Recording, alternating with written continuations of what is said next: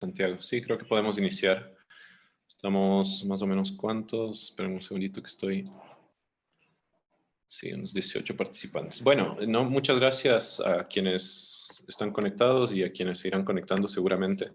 Como bien decía Santiago, este es el segundo encuentro sincrónico que tenemos. Según lo que está programado, lo que habíamos planteado en términos metodológicos, digamos, para el curso era, como había explicado la vez pasada, tener unos encuentros sincrónicos que complementen, de alguna manera, aclaren, profundicen, indaguen las cosas que vamos también revisando, que van revisando ustedes en la bibliografía que está recomendada. El espacio en general del curso está pensado para que lo puedan llevar de forma sincrónica en función de los tiempos que ustedes, digamos, en cada uno de sus municipios tienen.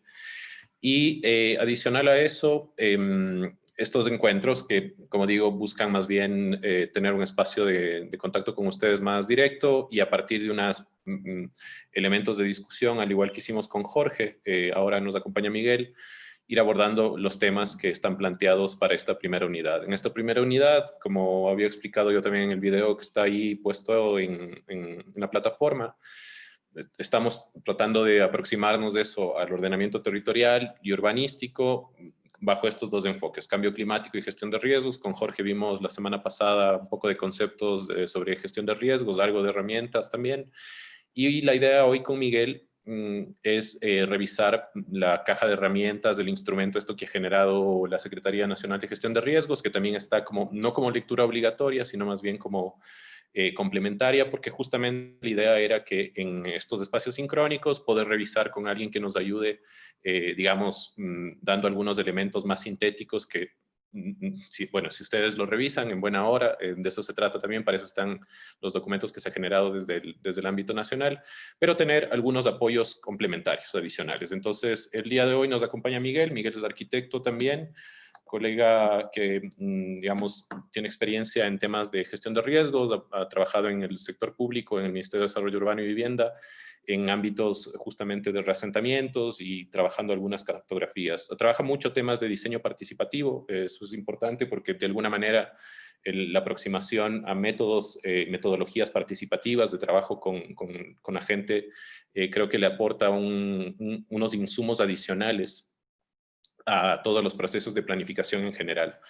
Entonces, bueno, dicho esto, yo voy a darle el paso a Miguel para que nos haga una presentación de los elementos que tiene preparados y más bien a partir de eso, al igual que la vez pasada, tener unos espacios de conversación. Solo un tema adicional es que lo mencioné en la reunión anterior, en esta edición del curso hemos tratado de reducir un poco la carga de tareas y hemos generado una sola tarea, pero que sí tiene digamos, unos componentes para complementar o reflexionar ya a partir de un estudio de caso específico sobre los elementos que vamos viendo. Entonces, lo que vamos a ver ahora con Miguel, como decía la vez pasada con Jorge, de alguna manera complementa también lo que vimos con Jorge, más desde la perspectiva de gestión de riesgos. Y creo que generará insumos, y esto después de la intervención de Miguel lo podemos también conversar con más detalle, para lo que planteamos como ejercicio práctico en cada uno de sus territorios. Entonces, dicho esto, Miguel, más bien te doy el paso y podemos, creo que, iniciar con la presentación y luego vamos conversando.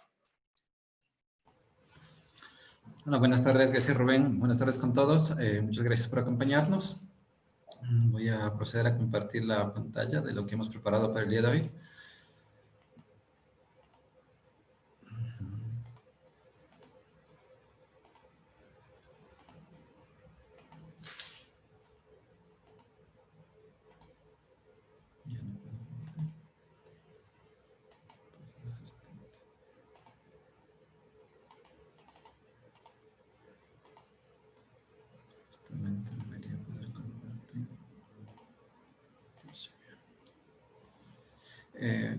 ¿Me confirman si es que logran ya visualizar?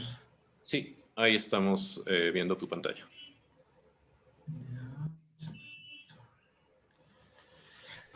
Listo. A ver, ahí estamos, ¿cierto? Bueno, sí, el tema que hoy nos convoca es sobre el enfoque que voy a hablar es sobre el tema de la gestión de riesgos desde el punto de vista en el ordenamiento territorial. Déjenme solo cerrar esto de aquí que me está estorbando. y urbanístico. Luego iremos aclarando algunas cosas, pero hoy vamos a hablar sobre el tema de cómo ocupar la gestión de riesgos desde la planificación urbana y vamos, claro, nuestro documento base, como lo dijo Rubén, va a ser la guía que emitió la Secretaría Nacional de Gestión de Riesgos. Entonces, sobre eso vamos a ir conversando en el transcurso de esta charla y espero que se generen algunas inquietudes o cosas que podamos luego compartir, debatir, compartir experiencias que ustedes también tienen en territorio y cosas para irnos nutriendo mutuamente. Lo primero que quisiera, que me gusta empezar esta charla es, claro, indicar, ¿no?, que nosotros, debido a las características climatológicas, las diferentes condiciones topográficas, todas estas características nos constituyen uno de los países que tienen mayor diversidad a nivel mundial, pero también somos uno de los países que tiene una mayor probabilidad de ocurrencia de desastres.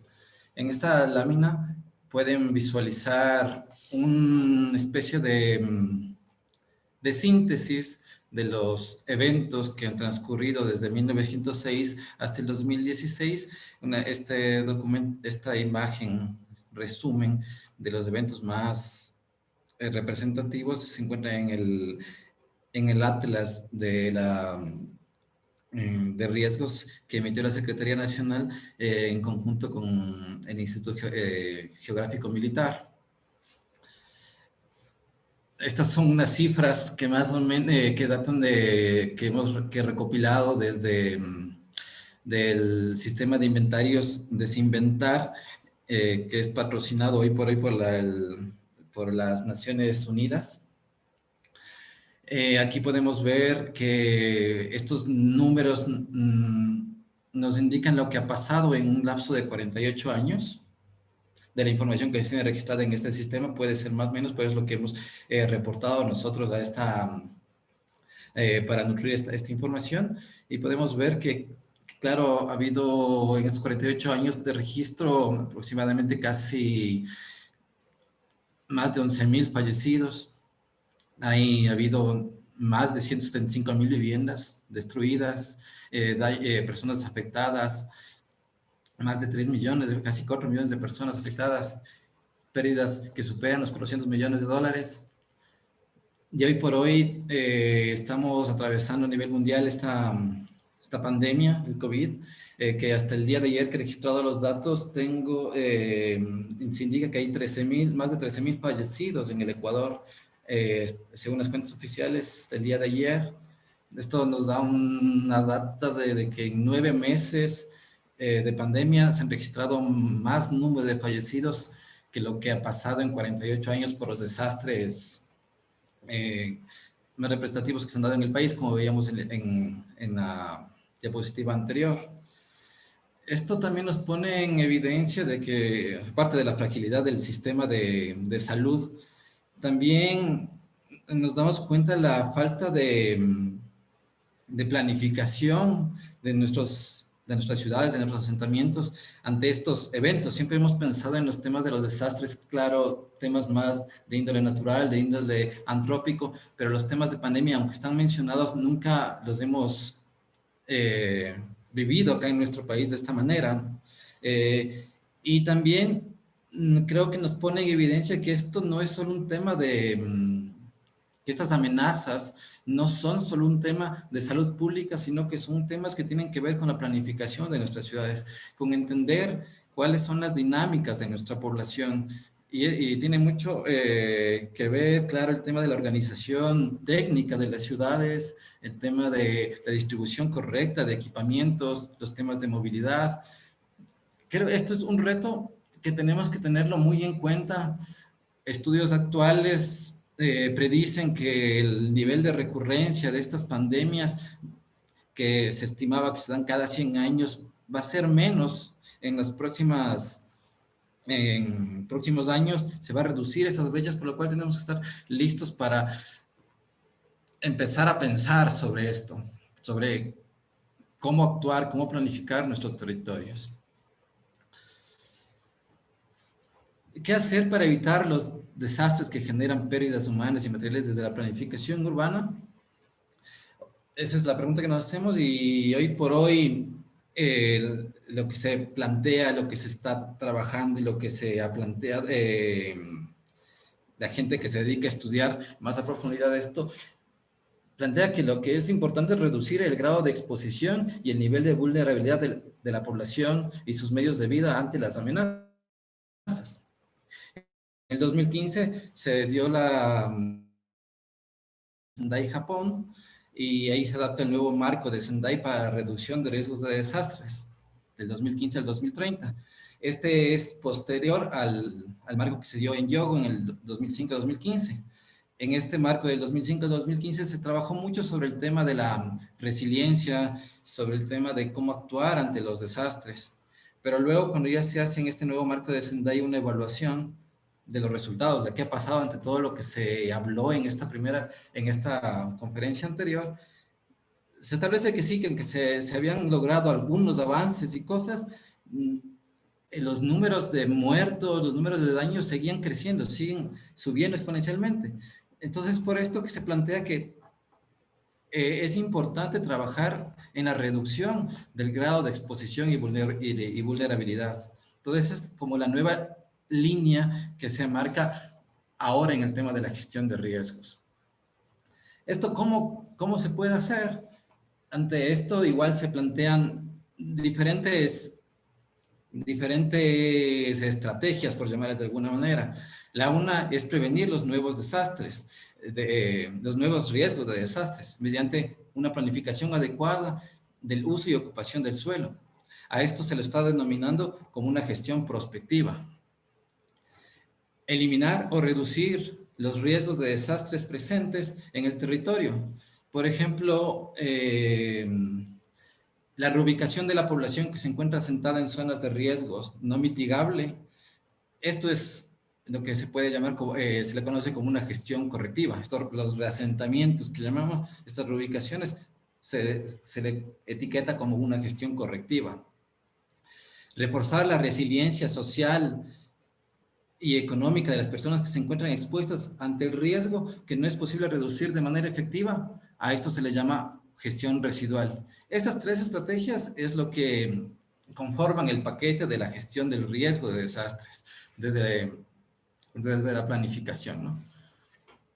De ahí, con el objetivo de orientar de mejor manera la comprensión, la vinculación e importancia de la gestión de riesgos de desastres en la planificación y del ordenamiento territorial, el Servicio Nacional de Gestión de Riesgos y Emergencias, en conjunto con la Secretaría Técnica Planifica Ecuador, publican estos lineamientos para incluir la ingestión de riesgos de desastres en los planes de desarrollo y ordenamiento territorial. Como hablamos inicialmente, este va a ser el documento base sobre el cual vamos a conversar en esta charla.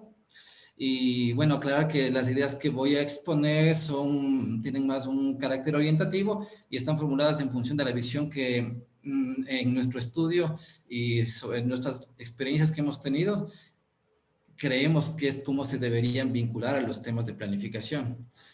Estamos conscientes de que existe infinidad, diferentes puntos de vista, otras maneras como abordarlas, pero yo compartiré nuestro punto de vista y es sobre el cual iremos conversando a futuro, ¿no? En esta charla, ¿verdad?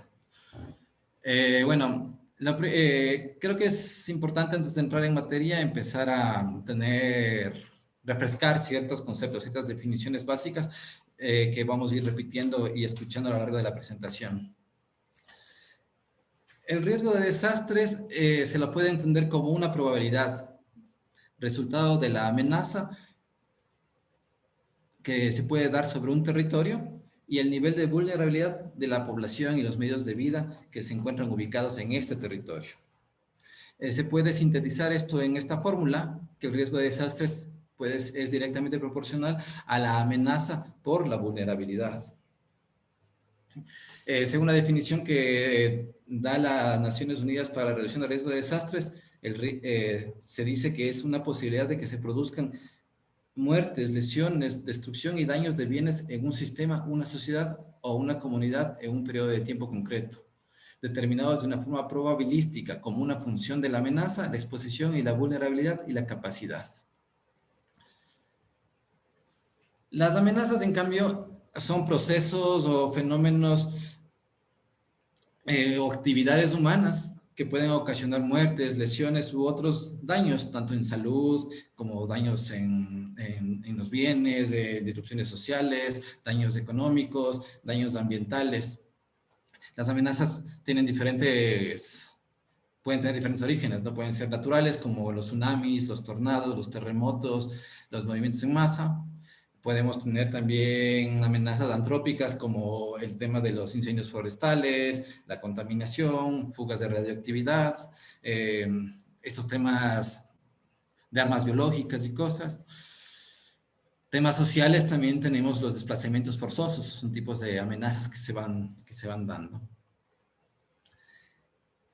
La vulnerabilidad, en cambio, son condiciones determinadas por factores o procesos físicos y sociales, económicos y ambientales que aumentan la susceptibilidad de la persona o una comunidad y sus bienes o sistemas de vida a efectos de la amenaza. Antes, en el concepto de vulnerabilidad no estaba tan desarrollado. A partir del 2005 se empiezan a profundizar un poco más sobre qué factores inciden en la vulnerabilidad y se determina que la vulnerabilidad es una relación directa entre la exposición y la susceptibilidad y es inversamente proporcional a la resiliencia. La exposición es la situación en que se encuentran las personas, las infraestructuras, las viviendas y otros activos humanos tangibles situados en las zonas que están expuestas a una amenaza.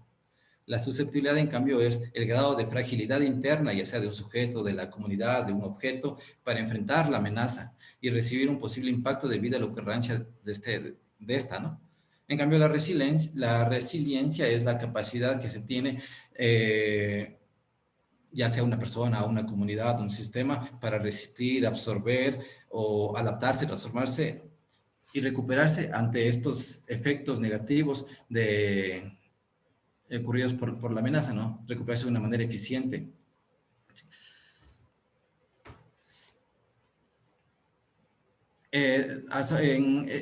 Una cosa que creo que es importante recalcar es que he escuchado bastante y que no hay que generar confusión a partir de estas definiciones que hemos aclarado, es que los riesgos, entonces, que una amenaza a la final no es un riesgo, o sea, no son sinónimos. Amenaza, como hemos visto, son estos factores, ya sean naturales o antrópicos, pero se convierte en riesgo cuando actúan en conjunto la amenaza y la vulnerabilidad. Eso es muy importante que vayamos teniendo ya muy claro en nuestra mente, ¿no? Ahorita este esquema es un poco el proceso que hemos elaborado a partir de también lo que van a encontrar en la guía, el flujo que ellos proponen de cómo incorporar la gestión del riesgo en los PDOTs. Nosotros le hemos hecho algunas adaptaciones para poder incluir esta gestión de riesgo tanto en los PDOTs como en los PUCs, ¿no? Entonces, lo primero, claro, es identificar las amenazas. Luego es poder definir, delimitar estas zonas de exposición, el territorio que está expuesto a esta amenaza. Luego ver la vulnerabilidad tanto de las personas y sus medios de vida dentro de estas zonas de exposición. Y a partir de eso poder definir las zonas de riesgo. Y con esas zonas de riesgo ya definidas y claras, podemos empezar a aportar a la construcción del modelo territorial deseado, que se va a trabajar dentro del POT y que luego se lo va a se va a trabajar a una escala menor dentro del PUCS. Entonces, estos son como los pasos que vamos a ir hoy conversando. En el tema del modelo territorial deseado voy a llegar solo hasta el tema de cómo se vincula el tema de los PUCs, porque luego en las próximas charlas que van a tener en el curso irán entendiendo un poco más sobre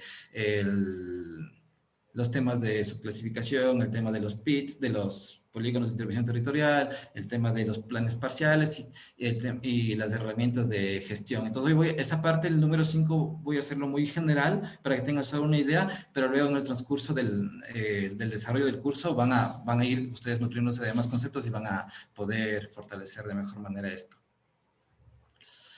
Entonces, ya entrando en materia, dentro del proceso que les indicaba, claro, lo primero que se indica es que nombrábamos, era la identificación y evaluación de la amenaza.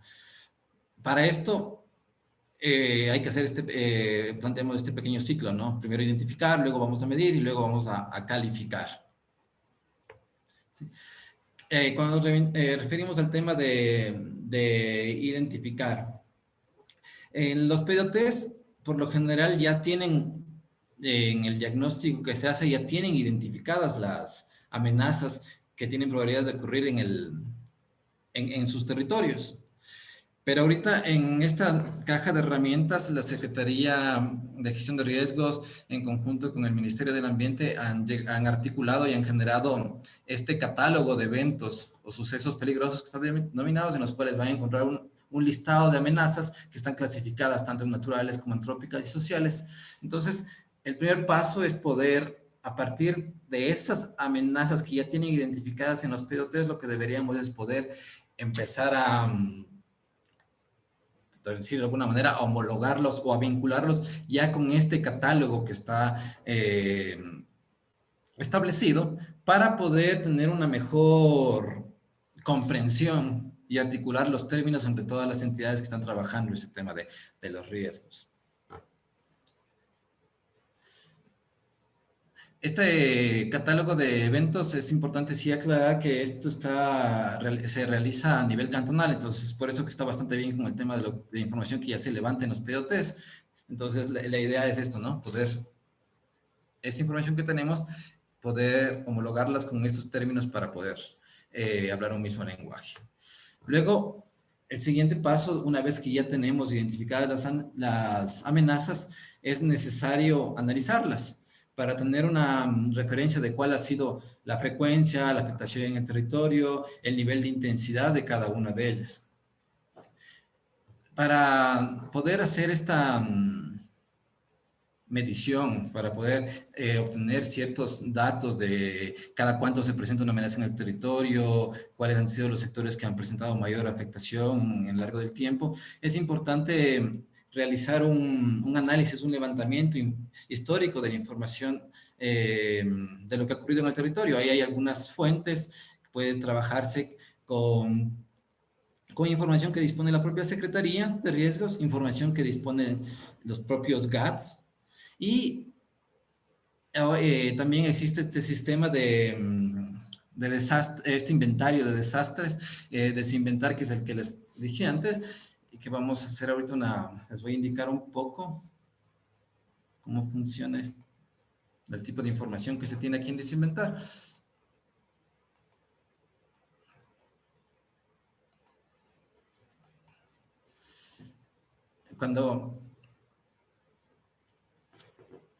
Voy a hacer una presentación muy rápida de esta información, cómo se puede manejar. Les vamos a adjuntar en un link en el cual les comparto una guía de cómo pueden ustedes empezar a obtener información histórica de los datos que constan aquí en esta fuente. Esta fuente se nutre por una serie de países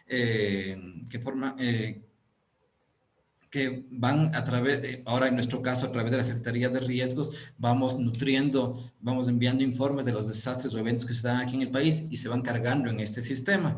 También este sistema recopila datos desde 1970 y se nutre también de información de reportajes periodísticos y cosas de esas. Entonces, hay algunos inputs que han entrado, como la Secretaría también se constituye por el 2010, por ahí más o menos tengo bien el dato ese, pero bueno, desde ahí empieza la Secretaría a ser quien va nutriendo a este sistema. Entonces aquí van a ver un listado de los países. Por ejemplo, aquí está Ecuador, que es nuestro caso. Pueden ustedes clicar ahí y van a poder ver, voy a quitar aquí esto, nos va a salir una información. Esta es la ficha de todos los eventos de desastres que ha habido en el Ecuador, de todos los desastres que hay acá, ¿no?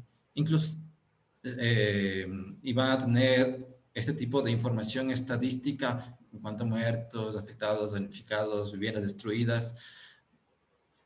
Como ven, tienen aquí unos reportes estadísticos desde 1970 hasta el 2018.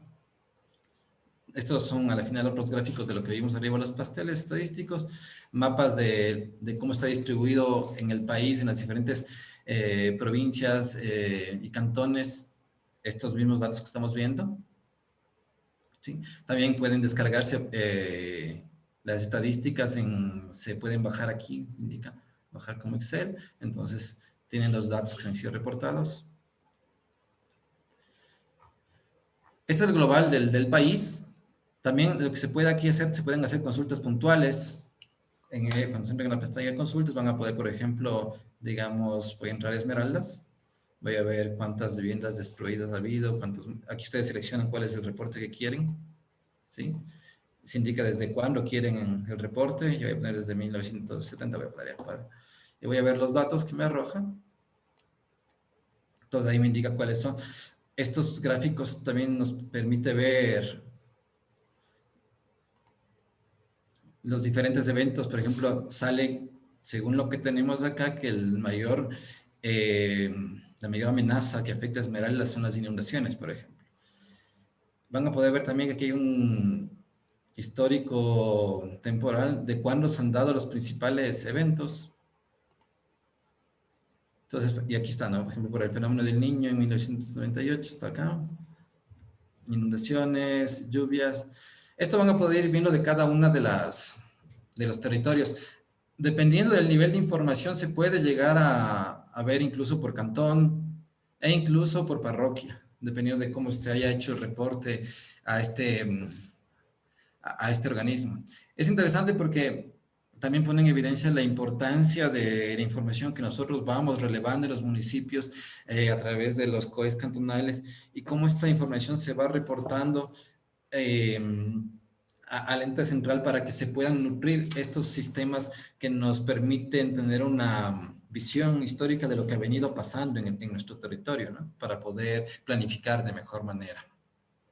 Entonces, bueno, este es un insumo, una herramienta en la cual nos vamos a poder ver cuáles son las principales amenazas que afectan, cuáles son las amenazas que están en nuestro territorio, pero también nos va a permitir medir, poder decir, bueno, esta se produce con más recurrencia, pero ocasiona más o menos daños o ha afectado más, porque esto es importante que poder identificar cuáles son las amenazas, pero también cuáles son las que más impacto nos causan, ¿no?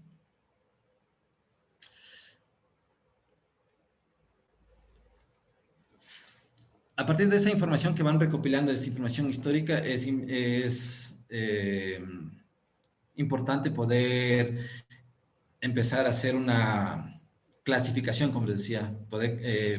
La caja de herramientas sugiere que tres niveles, que se lo ponga la amenaza como alta, como media, como baja, y ahí en la caja de herramientas van a poder encontrar en el anexo 1 una serie de criterios que les va a ayudar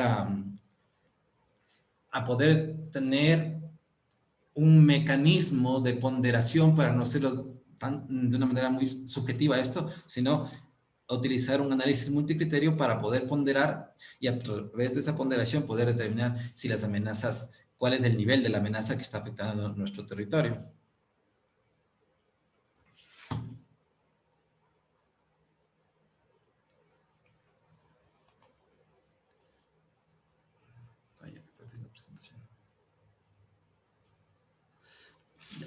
Una vez que ya sabemos cuáles son las amenazas que están afectándonos en nuestro territorio, es importante empezar a delimitar cuáles son las zonas que están expuestas a la amenaza. Porque bueno, ahora ya sabemos, por decir alguna cosa, sabemos que la principal amenaza que afecta a mi territorio, la que tiene mayor incidencia, son las inundaciones. Ahora es importante saber por qué se dan esas inundaciones y cuál es el territorio que está siendo afectado por esas inundaciones. Entonces, para poder hacer esta delimitación de las zonas que se encuentran expuestas a estas amenazas, se tiene que realizar, es una manera como nosotros lo planteamos de cómo se puede realizar esta delimitación, ¿no? Este es un pequeño proceso para poder conseguir este objetivo. Se deben determinar cuáles son las variables que influyen en la ocurrencia de esta amenaza. De ahí se debe generar una cartografía temática en función de estos factores que influyen para que se dé esta amenaza. Ya vamos a ir desarrollando punto por punto más adelante. A partir de eso vamos a poder categorizar y delimitar esta amenaza, porque igual esta amenaza tendrá ciertos niveles, ¿no? En el ejemplo de la inundación, habrá lugares donde son más inundables, por lo cual podemos considerar que es más alta, pero habrá lugares que son menos inundables, podríamos dar una categoría baja, ya vamos a irlo viendo luego que ya tenemos estas zonas delimitadas de una manera, a partir de la información secundaria que hemos hecho, es muy importante hacer una validación de esta información. Tenemos que confrontar esta información de nuestro modelo abstracto con la información histórica de los eventos que se han dado en el territorio, pero también con la percepción de la ciudadanía, ya que a través de, como ocupamos información secundaria, la información a veces que tenemos de mapeos y cosas son a una escala demasiado elevada, hay muchos datos que se van a escapar, que en nuestro análisis de gabinete no vamos a poderlos ver, percibirlos. Entonces, por eso es súper importante que esa información de gabinete sea contrastada luego en territorio para poder tener el último punto que está aquí puesto como delimitación, tener el modelo cartográfico ya con las zonas expuestas a las amenazas, pero ya de una manera validada, si queremos ponerlo llamarlo de alguna manera, ¿no?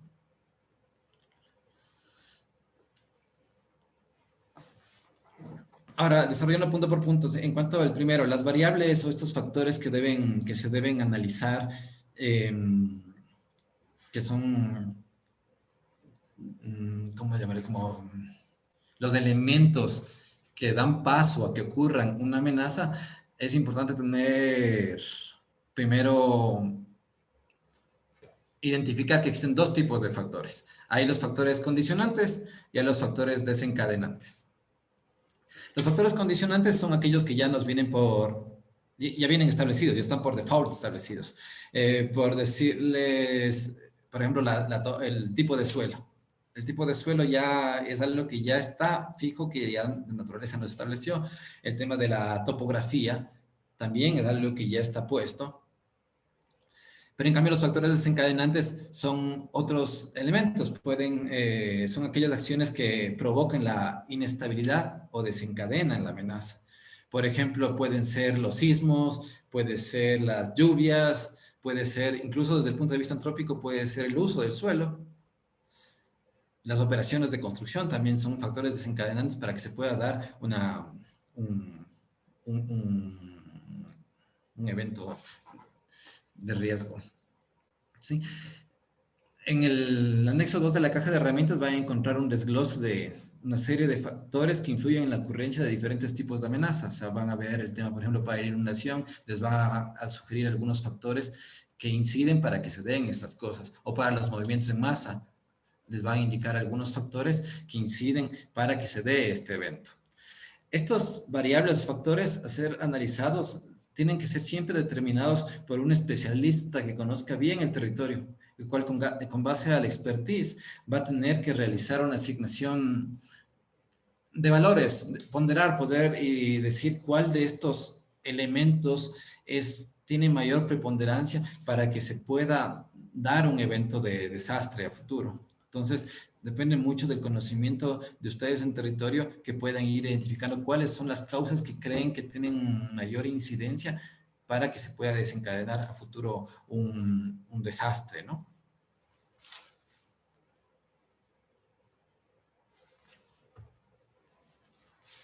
Por ejemplo, aquí vamos a hacer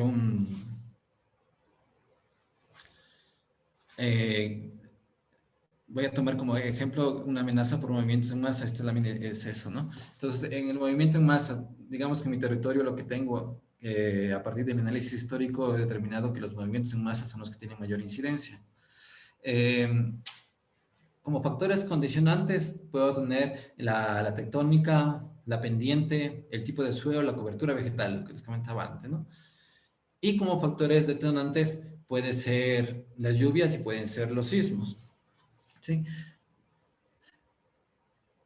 Esta información en este punto es válido, importante tener muy en cuenta que el fin de estos análisis que les estoy planteando es tener una visión muy general de cuáles son estos factores que inciden en la ocurrencia de la amenaza a las que está expuesto el territorio, pero nunca no van a sustituir los estudios técnicos que se deben realizar a mayor profundidad en una fase posterior, pero eso nos va a ayudar a tener nosotros una visión general de nuestro territorio. Pero sí, como les digo, tener muy en cuenta que esto no sustituye que se tiene que hacer un análisis a mayor profundidad en las zonas que ustedes ya vayan identificando luego. En esta lámina, en cambio, lo que quiero expresar es que, la importancia del tema de las escalas, con el objeto de poder tener una mejor comprensión territorial de las zonas que se encuentran expuestas a las amenazas. La caja de herramientas también lo sugiere, realizar una cartografía por cada uno de estos factores, ya sea los condicionantes y desencadenantes que identificamos previamente, y que estos sean elaborados en una escala a 5.000, por lo menos. Esto es, no es solo un tema de por gráfico o por dibujo, sino que es importante entender por qué hacemos esto. En la imagen, en este mapa izquierdo, perdón, en esta imagen izquierda, esta está extraída del PDOT de Patate, está elaborado a escala 1.50.000. Por ejemplo, aquí está que uno de los factores condicionantes, pues las pendientes, digamos que el evento, siguiendo con el ejemplo que teníamos de movimientos en masa, uno de los factores condicionantes va a ser las pendientes. Como ven, aquí está este mapa a escala 1.50.000. En este mapa de pendientes, los asentamientos humanos concentrados no se logra visualizar. O sea, son unas pequeñas manchitas negras. Aquí están los asentamientos. Estos. Entonces, no logramos tener una buena comprensión de qué está pasando dentro del asentamiento urbano en cuanto a este factor, ¿no? En el gráfico derecho, por ejemplo, esto es un ejemplo, ¿no? Este es el límite cantonal que hemos traído de este mapa y hemos indicado cuáles son los asentamientos concentrados. Entonces, como ven, cuando se hace esta sobreposición del dependiente sobre este mapa de los límites urbanos de los asentamientos, no logramos entender qué pasa, ¿no? No se logra ver nada al interior, no logramos comprender cuál es la relación entre las pendientes que presenta el territorio con la trama urbana del asentamiento. Entonces, por esto que hacemos esta idea esta recomendación de trabajar a una escala mayor, una escala de unos 5.000. Aquí está en el dibujo, podemos ver cómo esta es la parroquia matriz, se llama. Está ampliada a una escala de unos 50.000 y ya podemos tener una lectura más clara, ¿no? De la topografía que está pasando. Aquí está la trama urbana, entonces ya uno puede entender mejor qué pasa con esas pendientes en el territorio, ¿no? Entonces, es esto muy importante. Creo que este es uno de los elementos que se debe reflexionar y se debe trabajar, y sé que la información a veces es compleja de conseguir y todo, pero si no logramos hacer este esfuerzo de tener una mejor visualización de cómo actúan los factores, cómo se interrelacionan con las tramas urbanas, con la población, cómo esta interacción con los medios de vida, no vamos a comprender nunca qué pasa con los diferentes factores que pueden desencadenar en un desastre a futuro. Entonces, ese esfuerzo es válido, es importante hacerlo. No, como ven, no es un tema solo por representación gráfica, es un tema para entender qué pasa en el territorio.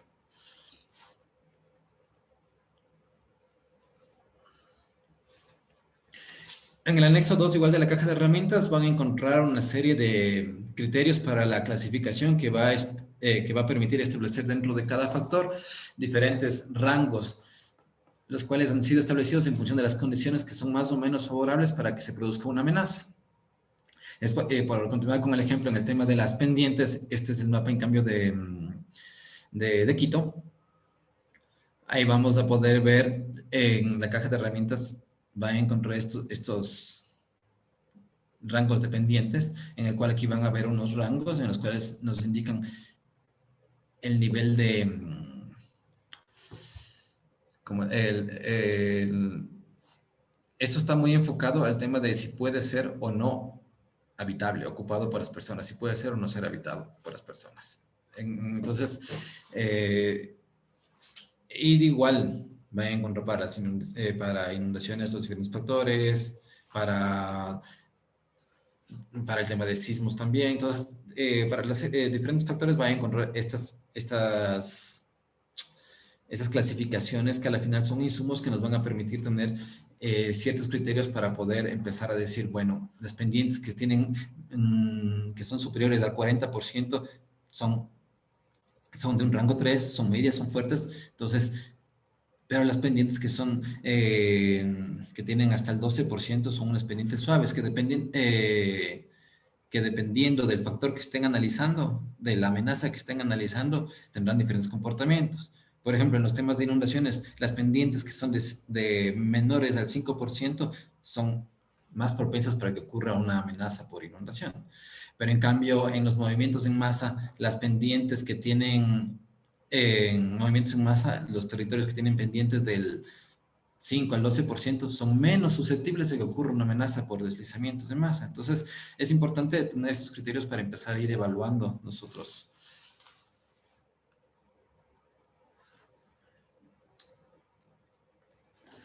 Una vez que ya tenemos esta cartografía de la temática a una escala adecuada, que es lo que vamos a ir conversando, es necesario empezar a combinar todas las variables que interactúan para que ocurra la amenaza en un mapa final.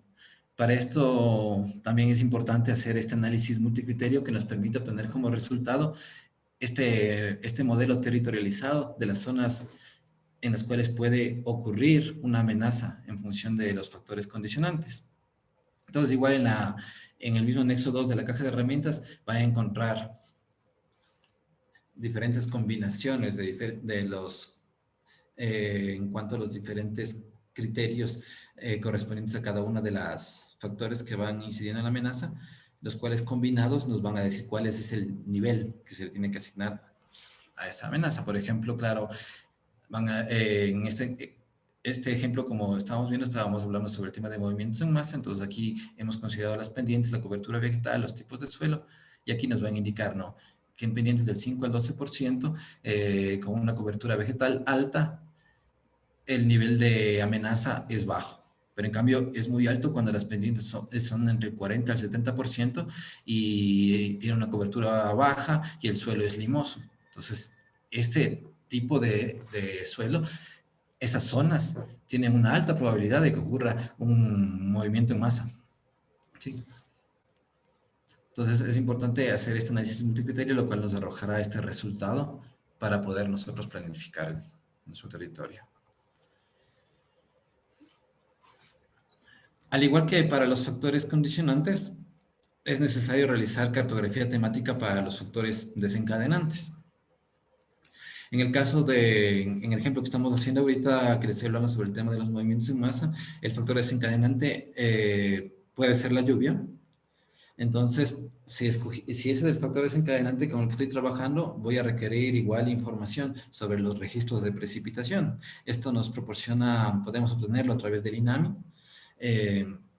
Esta información del INAMI es importante trabajarla, todos los temas de precipitaciones es importante trabajarlos en periodos de tiempo, ¿no? Entre 25 o 30 años.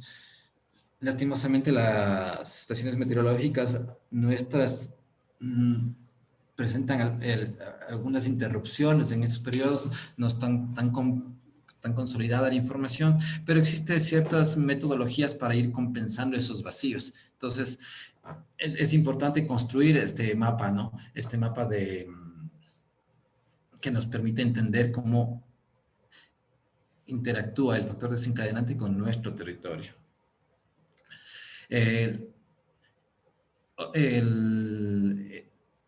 Por ejemplo, en el tema también de inundaciones es interesante podría ser un factor desencadenante cuando se da el fenómeno del niño y eso, en el ciclo del Lennos, podemos conseguir también esta información que pasa con el incremento de las precipitaciones en cuando se da este ciclo. Este proceso, a la final que hemos visto hasta el momento, nos permite tener una delimitación preliminar de las zonas de amenaza. Esto es importante realizarlo para cada uno de los eventos que para cada una de las amenazas que hemos identificado que se dan en nuestro territorio. Por supuesto, las que hemos identificado que son que tienen mayor nivel de incidencia, mayor nivel de impacto, ¿no? Porque bueno, en nuestro país existen, que en algún territorio vamos a encontrar X número de amenazas, pero cuando ya las vamos caracterizando, podemos trabajar con los que son que tienen mayor incidencia para poder construir un modelo multiamenaza preliminar, ya que, claro, no vamos a encontrar un lugar, un territorio en el cual se dé una sola amenaza. Todos estamos expuestos a X número de amenazas. Entonces, por eso es importante construir este escenario multiamenaza. Una vez que ya contamos con la delimitación multiamenaza preliminar, es necesario validar este modelo, para lo cual debemos confrontarlo con los datos históricos de los eventos ocurridos y con levantamientos de información en sitio. Para este último punto, es interesante poder trabajar con el tema de la percepción que tiene la ciudadanía sobre el tema del riesgo. ¿Sí? Entonces, cuando hacemos esta confrontación del trabajo en gabinete con esta información histórica y la percepción ciudadana, vamos a poder construir nuestras zonas expuestas a multiamenazas. Pero como les decía inicialmente, la información que tenemos en gabinete por lo general responde información secundaria, generamos modelos abstractos con base a la recopilación de información, pero se nos puede escapar y un montón de eventos o cosas que ya sea por cómo está levantada la información, por la escala u otros motivos, no nos va a permitir a nosotros tener una comprensión exacta de lo que pasa en el territorio. Es por eso que el proceso de validación con los datos históricos y con la ciudadanía es súper importante hacerlo.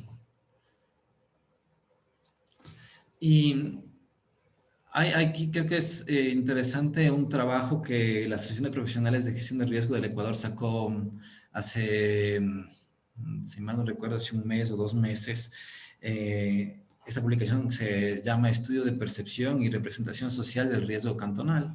En este estudio van a encontrar, les vamos a compartir igual el documento, a ver si lo pueden revisar algún momento, pero ahí van a encontrar aportes metodológicos de cómo se puede, a partir de la percepción de la población, identificar y representar zonas expuestas de riesgo.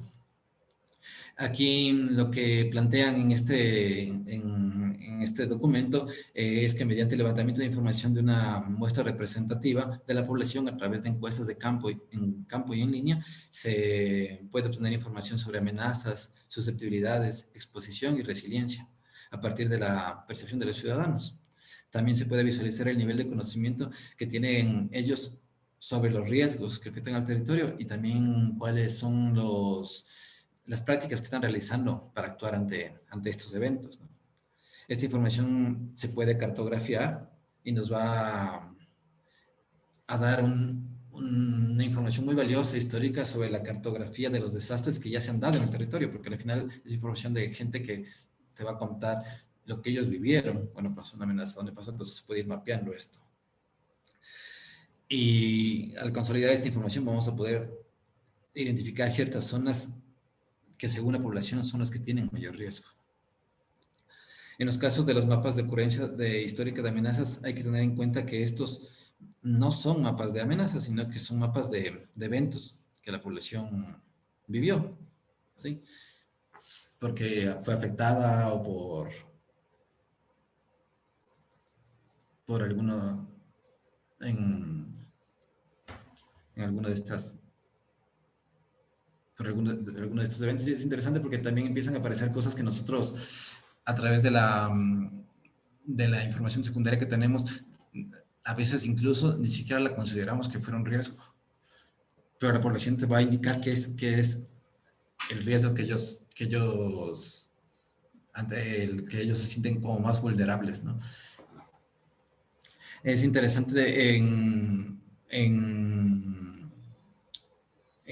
este estudio cómo ellos a través de la zona censal, de la distribución que hace el INEC con las zonas censales, ellos a través de esa división territorial que no es la barrial ni parroquial, sino que son las zonas censales que ustedes bien la conocen, ellos establecen según el número de población, el número de encuestas que se tienen que realizar para poder cubrir todo el territorio y poder hacer esta construcción de estos mapas que van viendo aquí en la pantalla.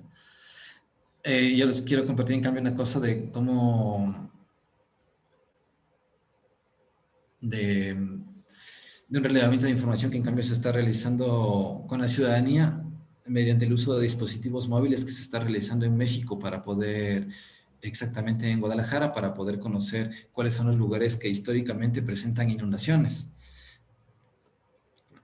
En este relevamiento, igual que responde un poco a esto otro que les comentaba, se hace a través del Google Maps.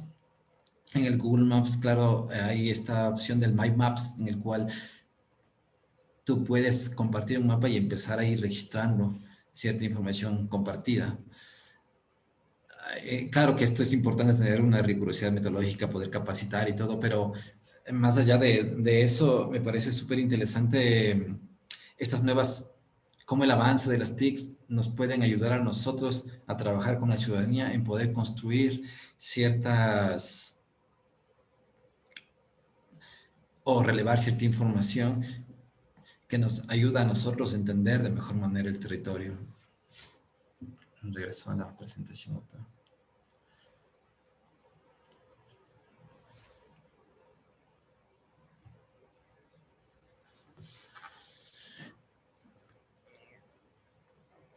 Una vez cuando realizamos esta adición de las cartografías de la ocurrencia pasada de las amenazas identificadas por la población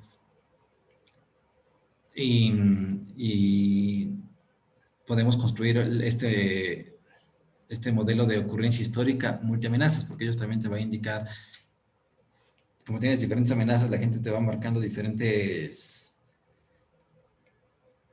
cosas que les ha pasado a ellos, ¿no? Entonces, podemos también categorizar eso, ¿no? Ellos van a identificar diferentes tipos de amenazas, uno los puede sobreponer este tipo de información y va a salir estas zonas expuestas a multiamenazas de la población. Es importante tener en cuenta que este análisis con la ciudadanía no pretende reemplazar todo el estudio técnico que nosotros hicimos previamente, sino que la idea debería ser que estos dos insumos, el uno desde el gabinete y el otro desde la población, se puedan complementar, compactar, superponer para poder tener de esta manera una zona de las amenazas, las zonas multiamenazas, pero ya un mapa como más completo, ¿no? Que tienes diferentes entradas, diferentes inputs.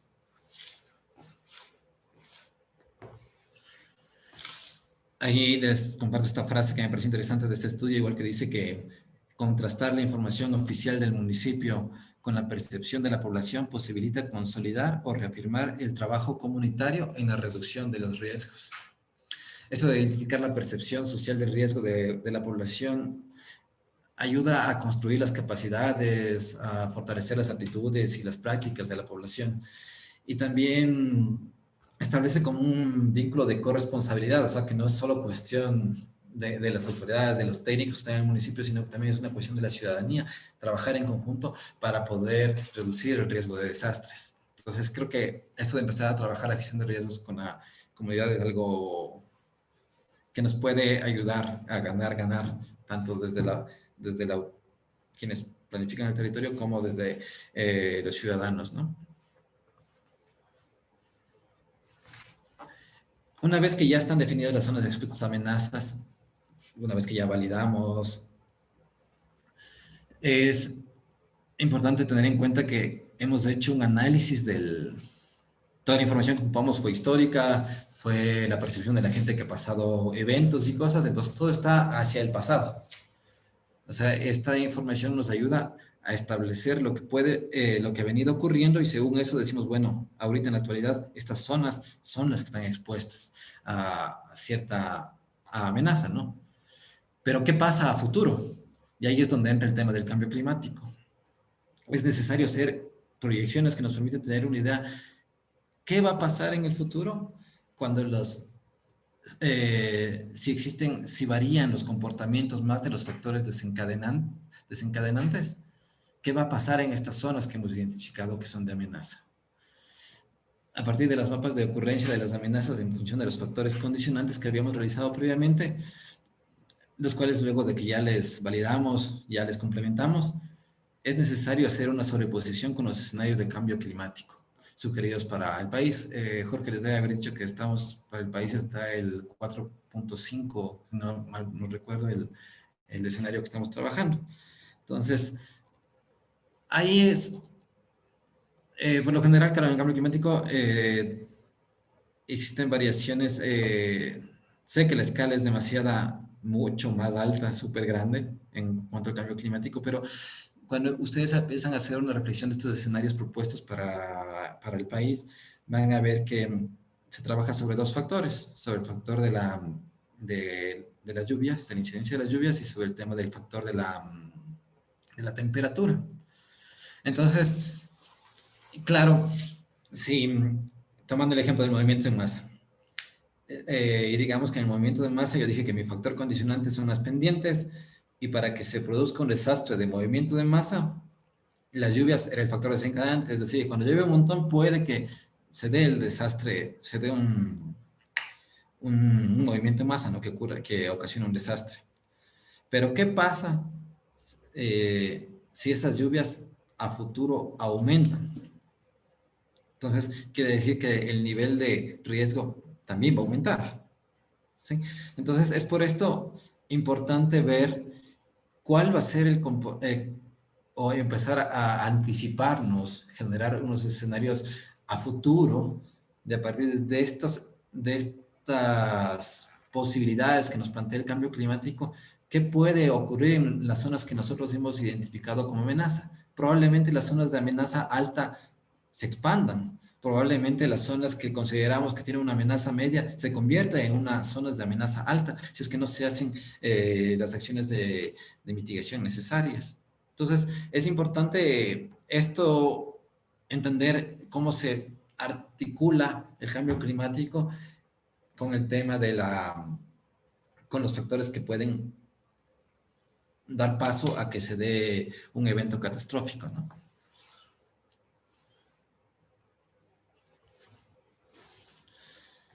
Cuando ya conocemos las zonas expuestas a las amenazas, en escenarios tanto presentes como futuros, es muy importante realizar un análisis de estas con el fin de identificar cuál es la población y sus medios de vida que están dentro de estas zonas.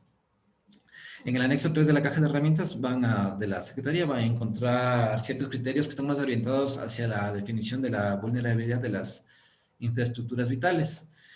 Las infraestructuras vitales son las que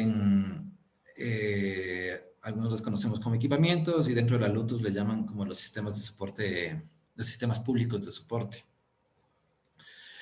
Entonces, cuando escuchen en riesgos infraestructuras vitales o cuando escuchen, vean el marco de SEDAI o cosas, las infraestructuras vitales se quieren referir hacia estos sistemas públicos de soporte, ¿no? Entonces, es importante tener en cuenta que dentro de la zona amenaza, de la zona que está expuesta a una amenaza, toda la población está expuesta, o sea, todos estamos expuestos a esta amenaza, pero hay ciertas personas que además de estar expuestas, presentan una alta susceptibilidad a los efectos de las amenazas. Por ejemplo, hoy que estamos atravesando el tema de la pandemia, les hago el ejemplo que hice con el otro grupo, aquí en Quito. Todos los que vivimos aquí en Quito, bueno, todos los que vivimos en el Ecuador, y todos los que vivimos en el mundo, estamos expuestos al COVID. Pero voy a hablar puntualmente de Quito. En Quito, toda la población, los casi 4 millones de habitantes que somos, estamos expuestos al COVID.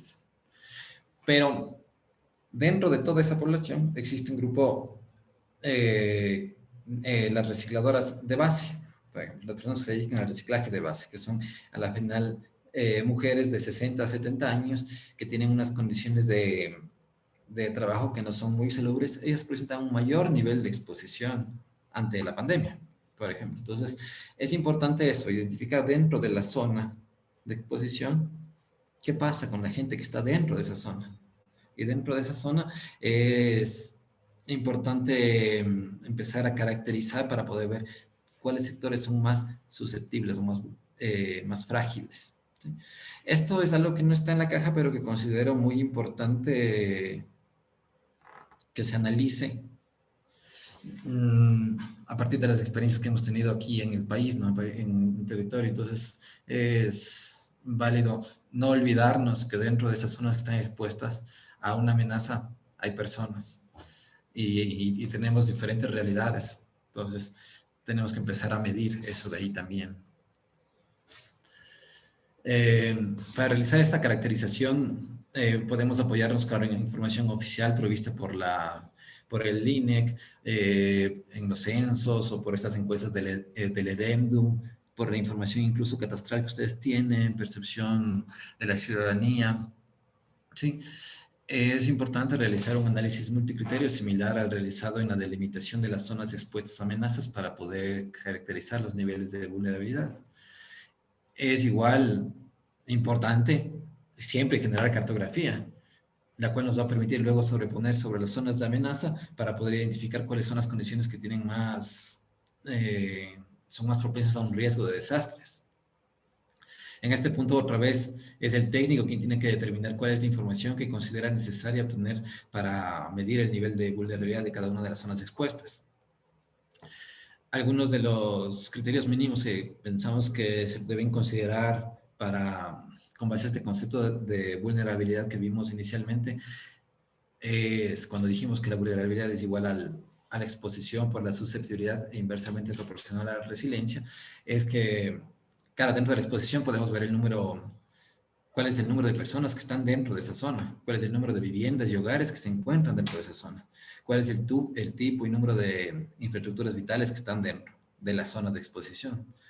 Cuando vemos el tema de susceptibilidad, la exposición siempre va a estar un poco más referido al tema de también, bueno, sí, tanto aspectos como físicos, construcciones, realizaciones, edificaciones, pero también el tema de la población, ¿no? Siempre vamos a medir las cosas. La vulnerabilidad se mide tanto, van a escuchar que hay la vulnerabilidad física y la vulnerabilidad poblacional o social. ¿Sí? Entonces, es importante medir tanto la población como los medios de vida, ¿no? Para poder establecer el nivel de vulnerabilidad. En cuanto a susceptibilidad, es importante saber, claro, la población, el género, la edad, si hay gente con capacidades especiales, si vive en hacinamiento, cómo es la vivienda, cuáles son los materiales con que está construida, en qué estado está la vivienda. Eso nos ayuda a medir la vulnerabilidad física. En cuanto a la resiliencia de la población, cada vez es importante también saber cuáles son los ingresos económicos de la gente que está habitando en esa zona, si tienen acceso a la educación, si hay, cuál es el nivel de dependencia para poder evacuar, si se da un evento de amenaza, cómo puedo, que, por ejemplo, existen vías para evacuar, no existen vías para evacuar. Todas esas cosas se miden para el tema de la resiliencia, ¿no? También hay el tema de acceso a alertas de evacuación. Como les digo, esto al final son factores que la persona, el conocedor de su territorio, tiene que empezar a identificar qué variables considera importantes, incluirlas para poder caracterizar tanto a la población como a las realizaciones que se encuentran dentro de esas zonas expuestas, ¿no? Y una vez a partir de la zona de la información que hemos generado en cuanto a las zonas expuestas a amenazas, en cuanto a las zonas ya vulnerables, las que tienen mayor o menor vulnerabilidad, cuando sobreponemos mediante un ejercicio de adición, podemos ya identificar cuáles son las zonas que presentan mayor condición de riesgo de desastre. ¿Sí? Recuerden que dijimos inicialmente que el riesgo es igual a la amenaza por la vulnerabilidad. Una vez que ya Y otra vez, partiendo de este análisis multicriterio, podemos categorizar cuáles son las zonas de desastres. En la caja de herramientas igual va a encontrar algunos criterios para que esta clasificación no sea subjetiva, sino que igual les darán algunas directrices que uno tiene que reflexionarlas y a partir de eso empezar a ocuparlas. Todos van a ir, y se establecerá que las zonas de riesgo alto también indica que se debería restringir el uso del suelo. Esto es importante que tengan muy en cuenta que, como hemos conversado en el transcurso de esta charla, estos análisis son preliminares, o sea, es para tener una visión muy general del territorio. Y cuando nosotros identificamos que hay unas zonas con alto riesgo, claro, debemos hacer una restricción parcial o momentánea hasta que realicemos unos estudios más detallados que nos permitan definir si la condición de riesgo es o no mitigable, si se puede hacer algo antes de poder establecer, de restringir completamente ese territorio, ¿no? Entonces, estas son solo ciertas directrices para entender el territorio y para saber dónde tenemos que concentrar mayores esfuerzos para poder eh, evitar desastres en un futuro, ¿no?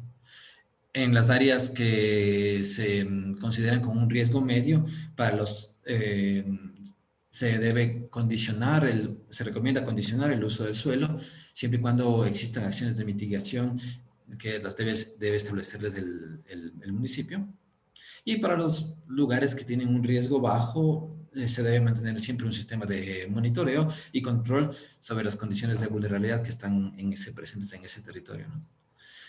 De manera complementaria, la caja también sugiere que se delimite se marque territorialmente con un código diferenciado las zonas que presentan una condición de riesgo residual.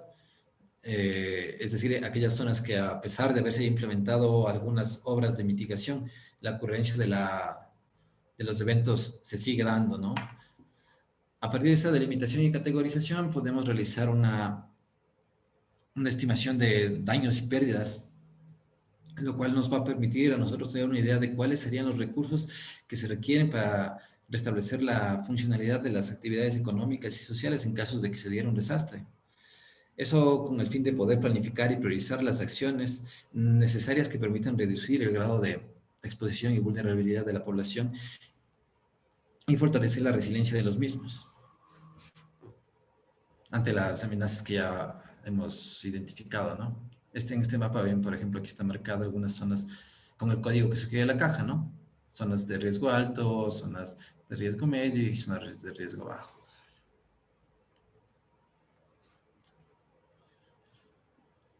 Todo este análisis que hemos venido realizando constituye un insumo importante para la toma de decisiones estratégicas y territoriales que den forma al modelo territorial deseado. ¿Sí? De esta manera es como ya nos empezamos a integrar al tema del PUCS. La zonificación de riesgos de desastres que hemos elaborado junto con análisis más de índole urbano que se aplican sobre los asentamientos. Esto van a ir igual profundizando sobre el tema de estos análisis que estoy marcando aquí en la gráfica en el transcurso de este curso que están realizando. Ya irán profundizando, ya les iré explicando, Rubén, cómo se va obteniendo esta información, pero a partir de la información que nosotros hemos realizado, en conjunto con estas otras análisis que se realizan, podemos empezar a aportar a la construcción de la redefinición de los límites urbanos, al tema se pueden dar insumos para tener en cuenta cómo clasificar o subclasificar tanto el suelo, ya sea urbano como rural, ¿sí? El suelo que presente, como ya hemos dicho, los riesgos de condición medio o bajo pueden ser luego, dependiendo de los otros análisis, como les digo, se lo puede clasificar como suelo urbano consolidado, no consolidado o rural de protección, etcétera. Eso ya va, como les digo, van a ir viendo en el transcurso del curso.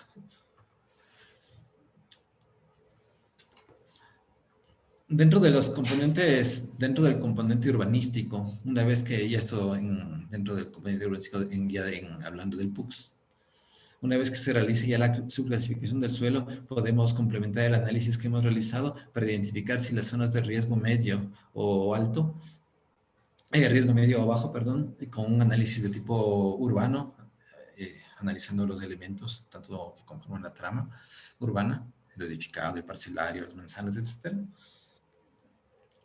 Podemos ver si es que esto da paso que sea un polígono de intervención o si forma parte de un polígono de intervención a los cuales se les puede asignar tratamientos urbanísticos y en el cual se van a condicionar los usos, las formas de ocupación y la edificabilidad, ¿no? Es importante un tema que las zonas que sean consideradas como de riesgo no mitigable y que luego sean subclasificadas como zonas de protección dentro del componente estructurante, es necesario asignarles un tratamiento que permita la implementación de acciones y proyectos de recuperación ambiental o paisajística que fortalezcan la resiliencia de los asentamientos humanos y que a la vez nos ayudan a controlar que no se ocupen nuevamente. Sí, en esta imagen que estamos viendo, vemos un proyecto del Parque Las Vegas que se realizó aquí en la ciudad de Puerto Viejo. Les voy a compartir les quiero compartir un video, un fragmento nomás del video. No sé, no se ve, ¿no? Déjenme compartirles esto. Ahí lo ven, ¿no?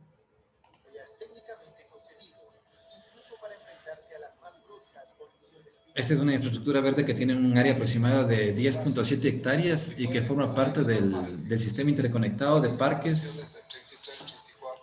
Metros sobre el nivel del mar.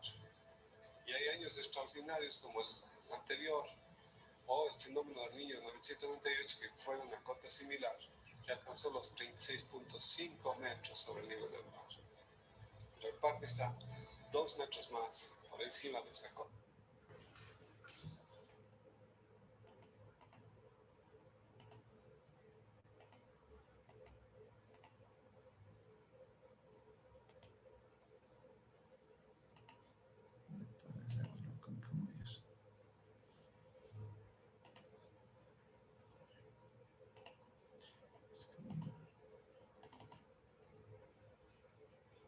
Ahí ven mi pantalla otra vez, ¿no es cierto? Entonces, este proyecto es interesante, claro, como una área, una zona que era inundable, entonces se le ha asignado se ha realizado este equipamiento que prevé incluso zonas que a futuro pueden ser afectadas por las inundaciones y que está diseñado de tal manera que incluso la vegetación que va a ser tapada eh, interactúa de buena manera a este nivel de inundación. Esto con el fin de, claro, de tener una zona que está dentro de la ciudad, pero que no puede ser ocupada. Y que al rato que dejamos estas zonas sin ninguna asignación de ningún uso, ningún proyecto, vuelven a ser ocupadas por la población, generarnos un montón de conflictos que ustedes están más al día a día de eso, ¿no? Problemas que se van dando ahí en territorio.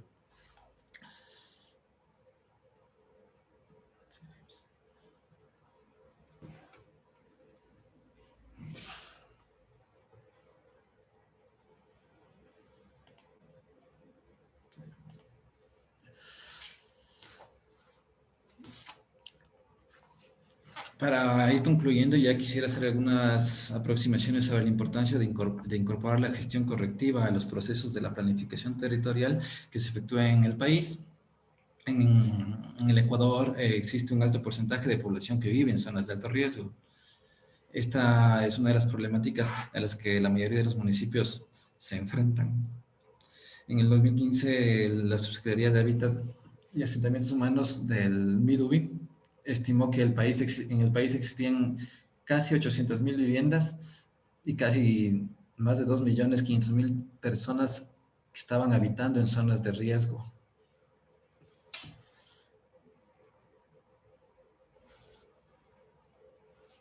Ante esta realidad nacional, pienso que es necesario implementar estrategias de gestión correctiva y una de las opciones que se tienen es sí, lo que es la reubicación de la población que se encuentra asentada en las zonas con condición de alto riesgo.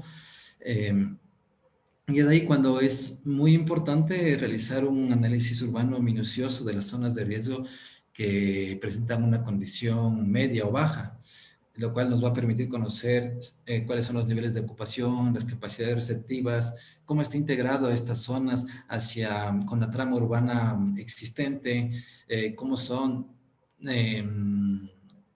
también creo que es muy importante entender cómo son las relaciones sociales que tiene la gente que está habitando en estas zonas de riesgo alto, cómo interactúa con la ciudad. Por eso las zonas que presentan un riesgo medio o bajo, que están adjuntas a las zonas de riesgo alto, se pueden constituir en se pueden constituir en una de las alternativas para receptar a esta población que tiene que ser desplazada, porque no puede estar asentada en una zona de alto riesgo.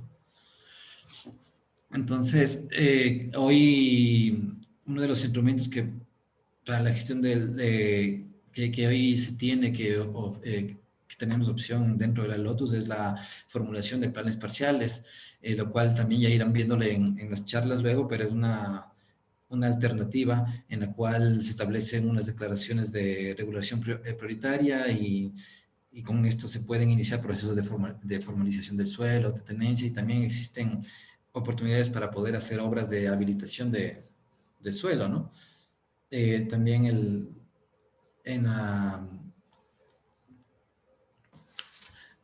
hoy dentro de los instrumentos de gestión que tienen dentro de los PUCs, hay opciones de cómo idear las nuevas formas de cómo financiar estas obras de estos sectores que posiblemente sí puedan ser integrados a la trama urbana, dependiendo, claro, de cómo se analice y todo, de lo que digan los análisis urbanos que se realicen y todo. Pero sí considero importante, les quiero dejar como una idea de que cómo se podrían financiar obras de infraestructura, dotación de equipamientos sociales que se podrían articular mediante un plan parcial.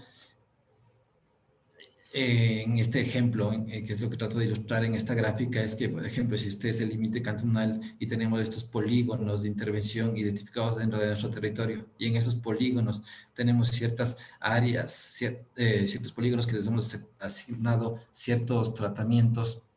En este caso, por ejemplo, el P2 le hemos puesto un tratamiento de sostenimiento, y digamos que esta es mi zona de riesgo, en la cual, donde dice P8 es una zona de alto riesgo, y tengo que reubicar de aquí familias o personas. Lo lógico es poder reubicarlas lo más próximo que se pueda hacer. Entonces, a través de un plan parcial, si esto como les digo, es un ejemplo, podríamos empezar a asignar un tratamiento de consolidación, de desarrollo de este polígono 7. ¿Y cómo financiar obras aquí? Puede ser que a través del cambio de uso de suelos de estos polígonos, nosotros, mediante la herramienta de concesión onerosa de derechos, podamos pagar obras de infraestructura para este plan parcial. Hay este tipo de cosas que ya irán viendo, que no voy a profundizar para no generar mayor confusión en esto, pero es interesante estas nuevas alternativas que se tienen para poder atender las problemáticas territoriales que se van dando, ¿no?, en el tema de riesgos. Y ya para concluir, solo indicar que cuando tenemos una correcta comprensión de las diferentes amenazas que afectan a nuestro territorio, de las condiciones sociales de la gente que habita en nuestro territorio, una correcta comprensión de eso nos va a ayudar a que nosotros podamos generar cierta normativa, ciertas normas de control y cosas, pero que en realidad respondan a nuestras realidades particulares de nuestro territorio, lo cual nos permita generar ciertas soluciones innovadoras desde el tema del paisajismo, desde el tema de la arquitectura, desde el tema social mismo. Bueno, eso es todo por mi parte. Espero haber aportado en algo y quedo atento ahí a sus Gracias, comentarios. gracias por la presentación. Creo que, bueno, aporta varios elementos y algunos al final, sobre todo, que evidentemente vamos a irlos viendo de a poco y que creo que aún así, aunque se los vea a lo largo del curso, todavía tomarán un tiempo para que puedan irse implementando, digamos, el manejo, la destreza de todos los instrumentos de gestión y demás que ofrece la Lotus. Yo lo que quisiera es, bueno, saber si es que hay algunas inquietudes, aportes, de alguna manera, adicional tanto a este encuentro que hemos tenido, como los textos y las cosas que están en la plataforma. Lo que hemos pensado es que para poder más bien complementar o reforzar o más bien ejercitar el trabajo desde la perspectiva, digamos, del análisis cartográfico, esta visión y esta perspectiva multiescala que plantea Miguel y algunos otros elementos, hemos planteado un trabajo que lo desarrollen ustedes mismos. Entonces, muchos de los elementos que quizá como inquietudes pueden ir saliendo, los podemos ir viendo en los foros y también podemos habilitar, digamos, unos espacios. Lo que había planteado es habilitar unos espacios de trabajo concreto para ir analizando específicamente los territorios sobre los cuales ustedes quieran trabajar, análisis de amenazas, riesgos, y esto vinculado, digamos, a procesos ya de ordenamiento territorial, zonificaciones, subclasificaciones y demás. De todas formas, si es que hay alguna inquietud, comentario, preguntas o lo que sea, reacciones, estamos abiertos al foro. Podemos tomarnos unos minutos y tratar de ir cerrando. Me parece que, no estoy seguro, de la AME me decían que sería deseable cerrar a las 6, estamos casi a las 6, pero bueno, si es que de todas formas hay alguna intervención, la podemos ir conversando.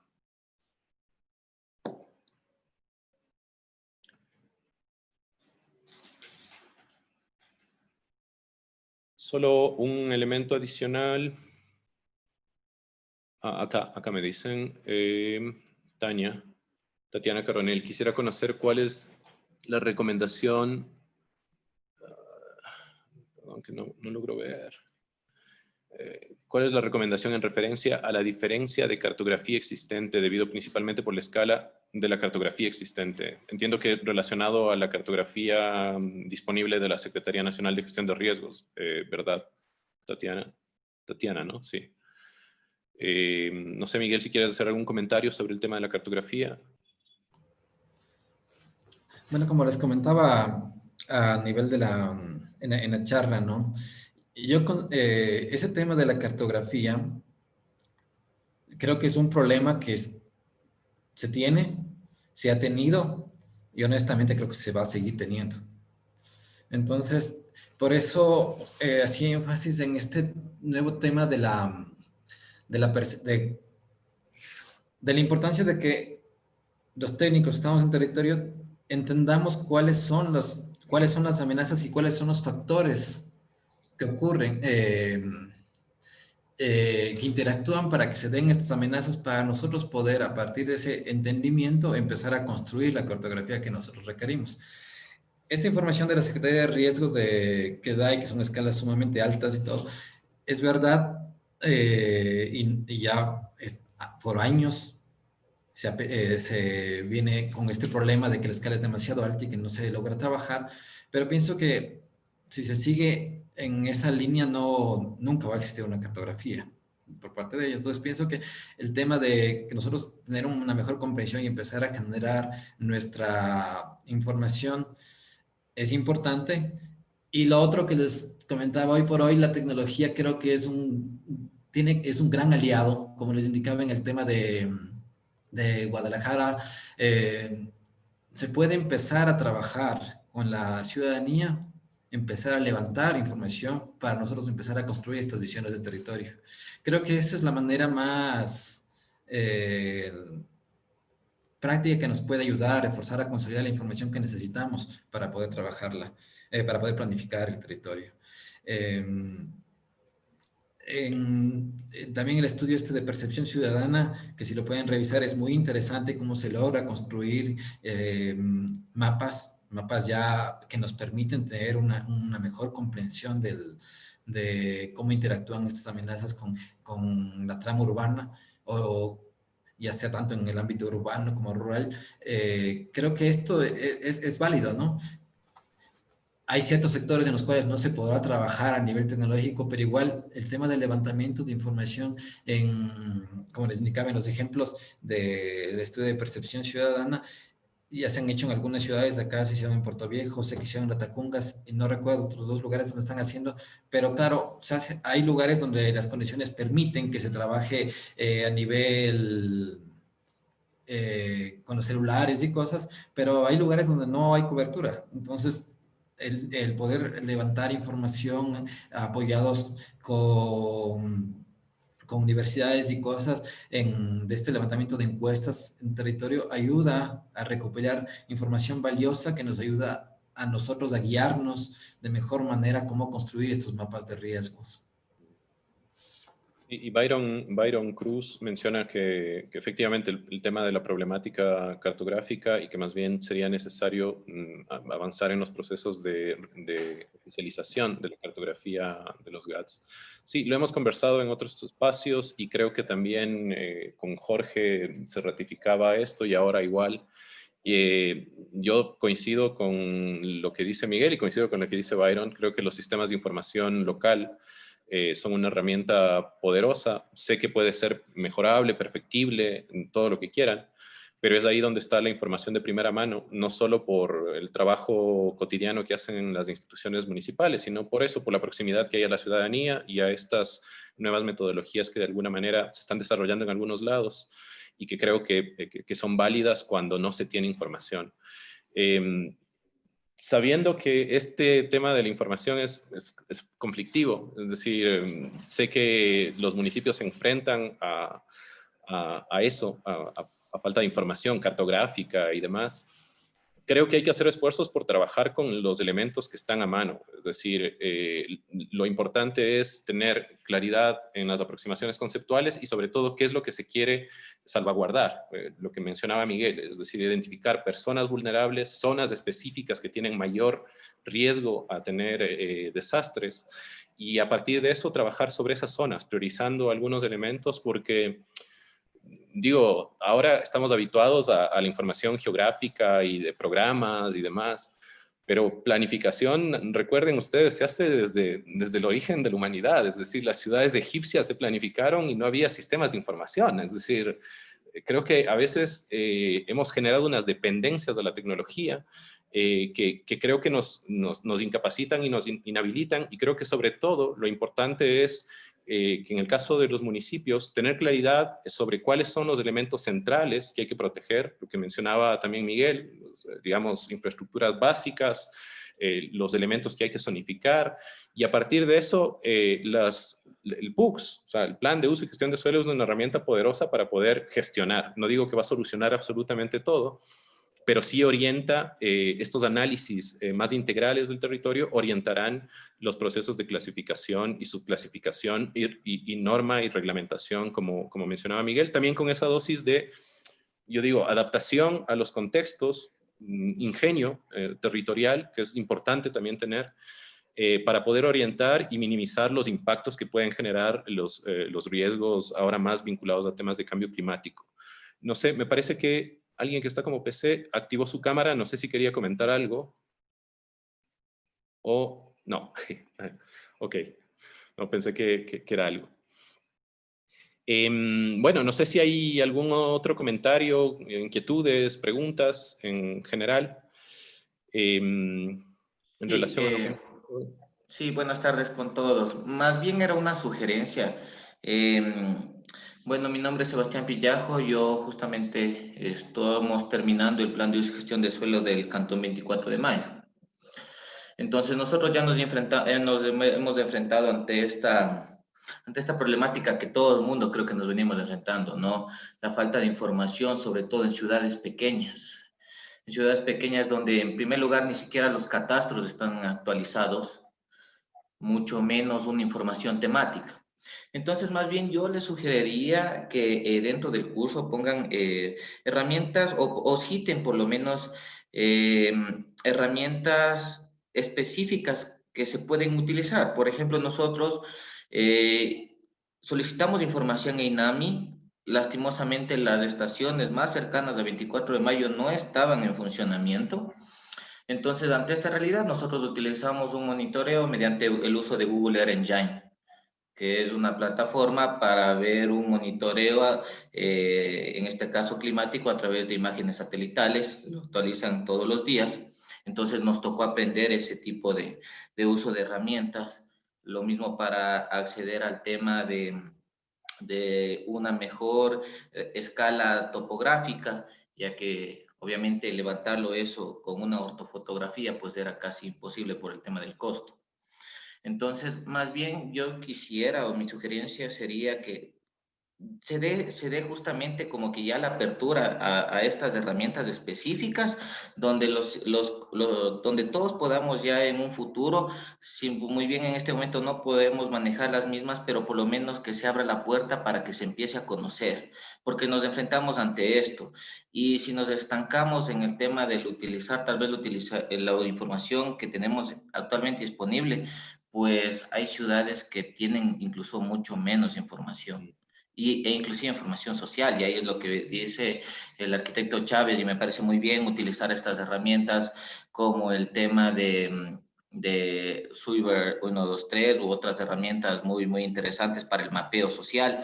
Entonces, sería muy bueno tal vez o dejar una especie como de manual o, o algo que aporte a la construcción de información y que los planes de uso y gestión de suelo dejemos esta información en los GATS y que los GATS no solo dejemos, sino también establezcamos un modelo de gestión futuro para que se vaya actualizando continuamente y no se quede la información estática como lastimosamente hasta el momento lo tiene.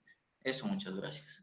Muchas gracias, Sebastián. No, me parece muy pertinente tu comentario y de hecho, a ver, este curso está planteado y la idea inicial es eso, más que un curso en el cual se da, digamos, unos conocimientos que finalmente ustedes los tienen, están establecidos en las normas, hay algunos aportes, insumos que están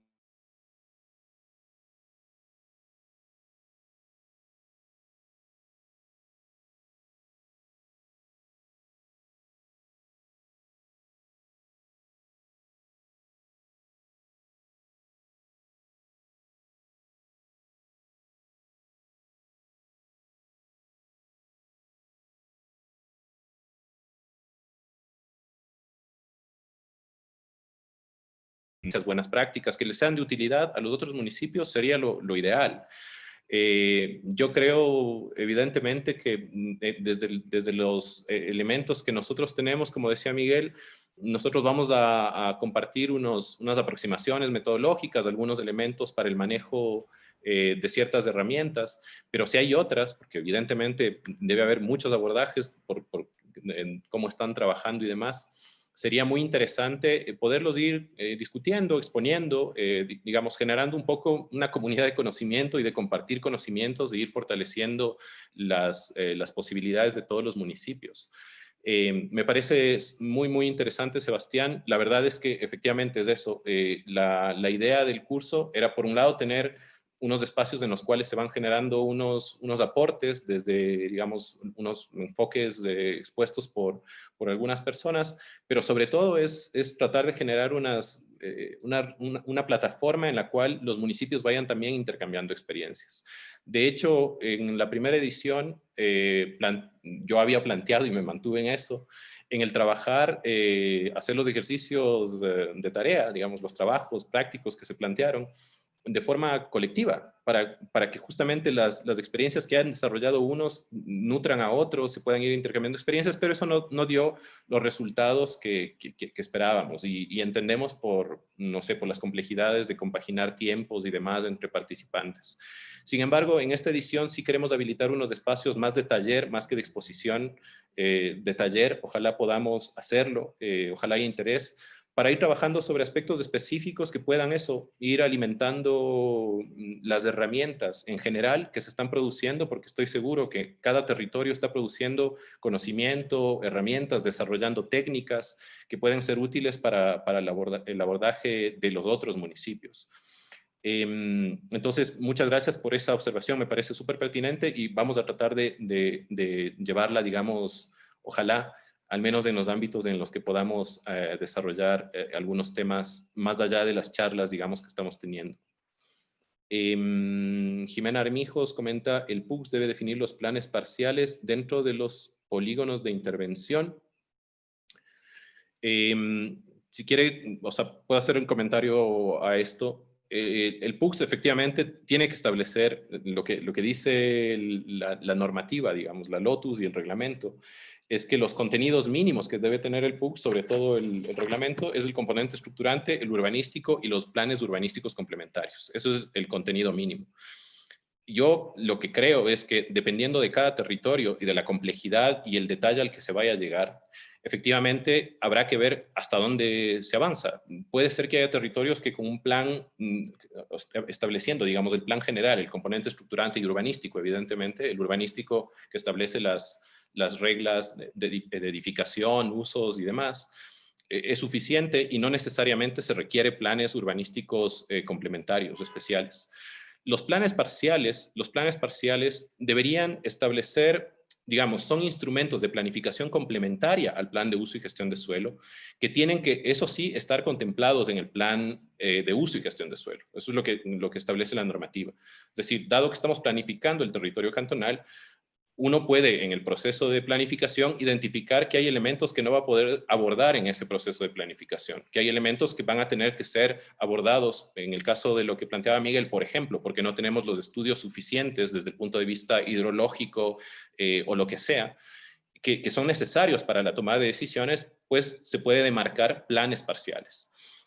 Los polígonos de intervención territorial, en cambio, son instrumentos también de planeamiento hacia los cuales la LOTUS lo que establece es que son los ámbitos en los que se establece la normativa urbanística. Es decir, el polígono de intervención territorial es un ámbito parcial, digamos parcial en el sentido, es una zona más pequeña del suelo cantonal o del suelo urbano, inclusive, o rural, que tiene una escala más pequeña y que está configurada por características de homogeneidad. Eso es lo que plantea la normativa, es decir, homogeneidad socioambiental, cultural y demás. Hay unos criterios que establecen para la demarcación de polígonos de intervención territorial, porque a esas unidades territoriales de escala menor, es a las que se asigna tratamientos y aprovechamientos urbanísticos. Entonces, es una unidad de planificación, tienen que estar contemplados en los PUCs. De hecho, digamos, los planes, el componente urbanístico sí establece que tienen que establecerse polígonos de intervención territorial porque a eso se les asigna tratamientos y aprovechamientos.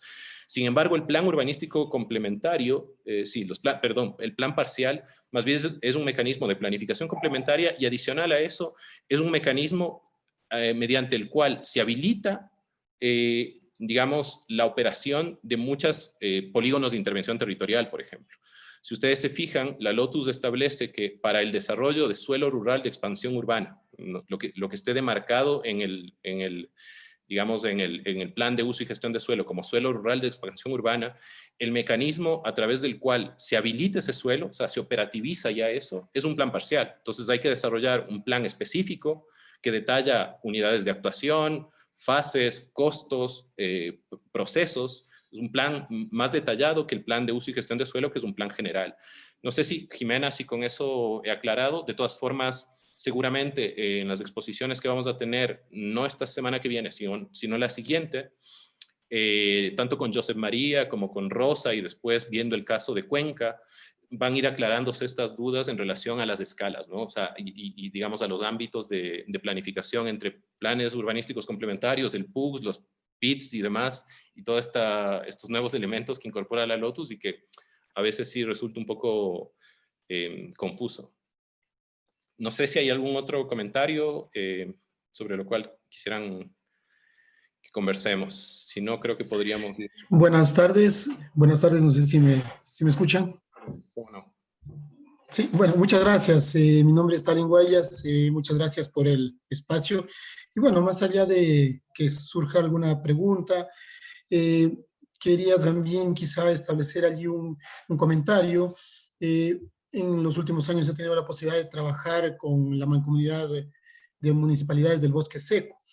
Esta mancomunidad engloba a 6 municipios de la provincia de Loja en aras de trabajar de manera mancomunada y sobre todo a apoyarse entre todos los municipios en temas de gestión en todos los ámbitos, ambiental, turística, de ordenamiento.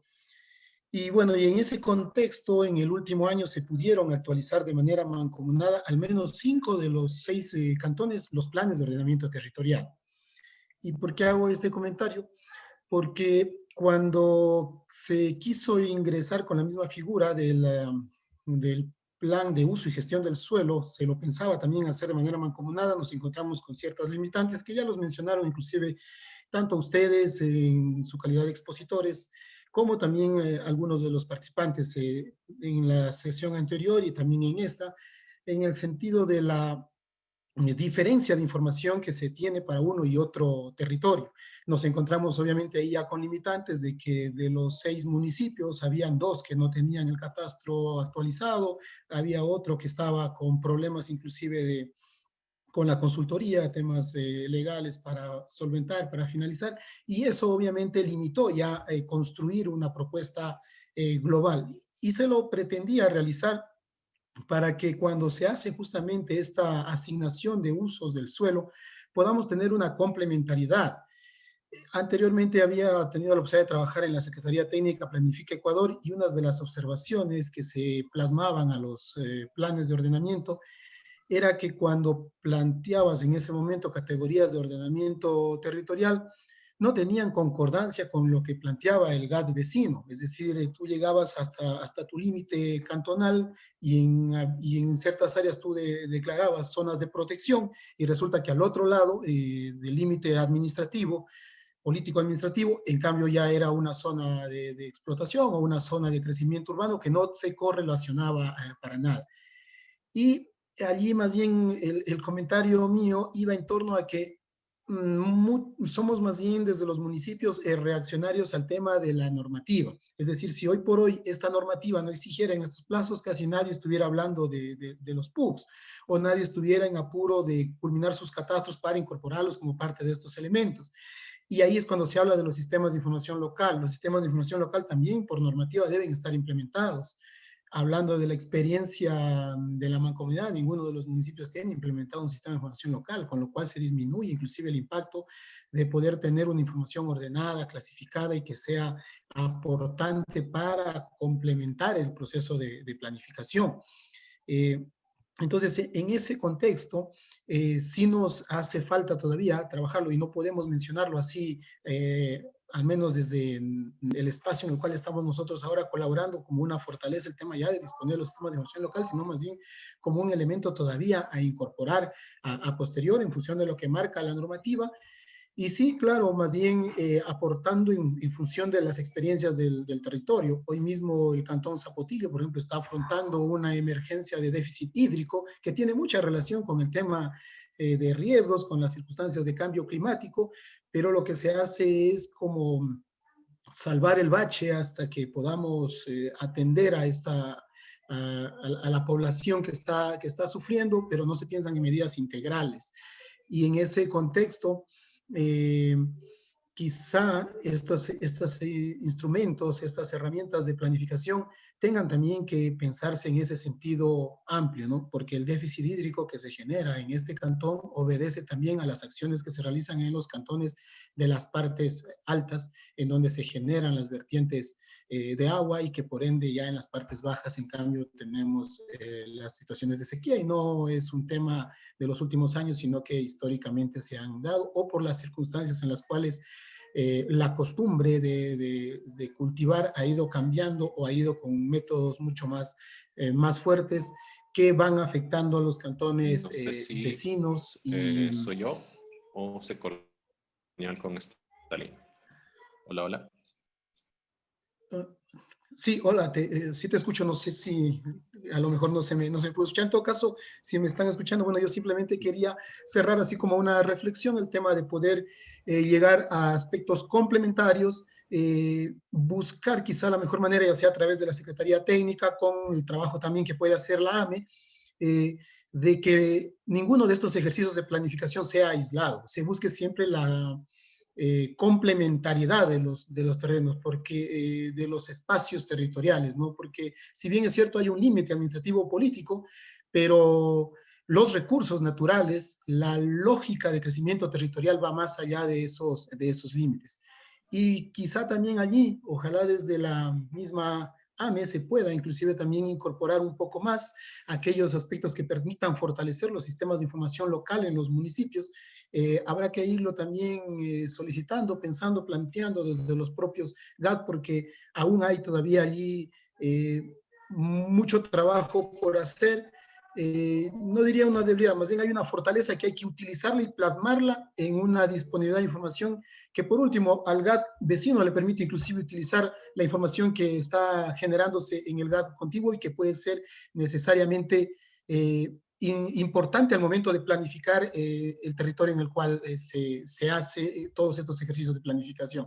Ese es mi comentario, espero que se pudo haber escuchado. Muchas gracias. No, sí, muchas gracias, Stalin, me parece muy pertinente. De hecho, yo coincido totalmente. Creo que el tema de las mancomunidades o sea, la mancomunidad como una herramienta de gestión territorial más amplia es poderosa. Lamentablemente no se han conformado todas las mancomunidades que podrían, pero me parece que esa es una herramienta poderosa no solo desde la perspectiva de gestión, como bien tú mencionas, de ámbitos territoriales más amplios como cuencas hidrográficas, paisaje y demás, inclusive temas de gestión de residuos, hay algunas mancomunidades que están operando en la costa.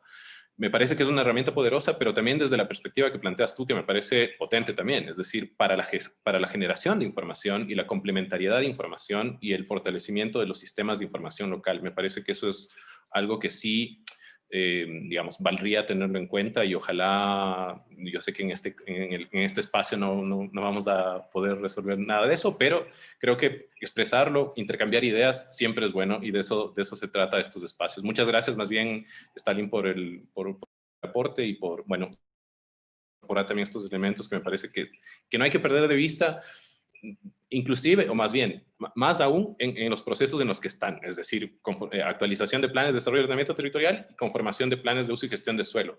La visión mancomunada del territorio es fundamental, o sea, no puede perderse de vista eso ahora con este proceso tampoco. Bueno, hay un comentario de Byron, dice, la planificación urbana determina normativa, más es irrespetada por la comunidad, hay problemas sociales de fondo, tráfico de tierras, asentamientos informales, entre otros, los mismos que requieren ser controlados en forma consciente por agentes de control y no convertirse en parte del problema. Sí, de acuerdo, Byron, perdón, y creo que sabiendo que esto suena bonito decir, los procesos en los cuales ahora están involucrados los municipios, creo que pueden ser una oportunidad para eso, para tratar de organizar la problemática territorial específica que tienen. Y creo que para eso no únicamente vale la normativa, sino que el enfoque mediante el cual se estructuran los instrumentos de planificación es clave. Es decir, en la medida en que los actores estén involucrados en el proceso de planificación, que se puedan transmitir las prioridades específicas de regulación y control y por qué se puede o no se puede hacer algo y la gente entienda, bueno, habrá más posibilidades de que tenga éxito y no quede en el papel y en letra muerta la normativa. Yo les propongo ir cerrando porque nos hemos pasado el tiempo que teníamos programado. Podemos seguir discutiendo a través de los foros y lo que les quería también comentar es que la próxima semana, el día miércoles, está programado un espacio sincrónico más abierto, más libre, es decir, para trabajar algunos elementos más bien a partir de los trabajos que hicieron la edición pasada y revisar algunas dudas que pueda haber sobre la tarea, es decir, es un espacio abierto para inquietudes o para hacer ahora. Para el miércoles de la próxima semana, un espacio sincrónico igual a este, Ya me irán comentando a través del chat, si quieren, del foro de la plataforma, si es que les viene bien la hora. Yo no sé si esta hora es la que estamos programando siempre. No sé si es la mejor hora, la verdad. Solo hay 2 charlas que se van a hacer a una hora distinta, que son las 2 personas que están fuera del país, que son José María Job, que eso es no de esta semana que viene, sino la siguiente, y Rosa Fernández, que esas charlas se están haciendo a las 2:30, arrancan a las 2:30 por el cambio de horario. Pero el resto está programada para esta hora. Entonces, bueno, ya iremos conversando si es que esta hora les viene bien, si es que lo modificamos o buscamos algo más cómodo para todos. Les agradezco, agradecerle también a Miguel por acompañarnos ahora, por la presentación que nos hizo. Y bueno, nada, nuevamente que tengan buen fin de semana y creo que es momento de terminar esta semana ya a las 6:25 de la tarde. Muchas gracias a todos y seguimos a través de la plataforma de AME conversando. Muchas Muchas gracias, gracias. Buen fin de semana para todos. Rubén, Miguel, muchas gracias por la charla. Excelente fin de semana, buenas noches. Igual para todos. Chao, chao.